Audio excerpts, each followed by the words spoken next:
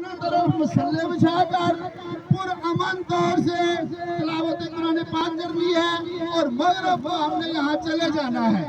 یہ شیر جوان پتہ نہیں ان کو کیا شوق ہے کہ روڈ بند کر دیتے ہیں۔ یہ خود یہ روڈ پولیس نے، انتظامیہ نے اور اس گورنمنٹ نے بند کی ہے، لبیک والوں نے نہیں بند کی ہے۔ یہ ہمارا واضح موقف ہے۔ دوسری بات یہ ہے کہ ہم قرآن کی حرمت کے لیے علامتی پرامن اپنا احتجاج ریکارڈ کرانے کے لیے یہاں آئے تھے۔ یہ آپ میرے پیچھے دیکھ سکتے ہیں، بتائیں جی یہ پیچھے دکھائیں، یہ شارع دستور ہے جناب، پیچھے پریزیڈنٹ ہاؤس ہے، ٹھیک ہے۔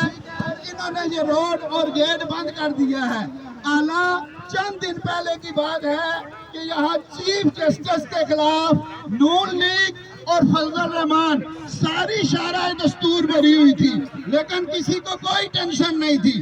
آج قرآن کی حرمت کی بات آئی تو ان کو ٹینشن ہو گئی۔ اللہ ان کو یہ توفیق دیں کہ یہ قرآن کے گستاخوں کے خلاف کچھ کر سکیں، لیکن افسوس کہ انہوں نے کچھ نہ کچھ ان لوگوں کے خلاف کرنا ہوتا ہے کہ جو قرآن کی حرمت کے لیے نکلتے ہیں۔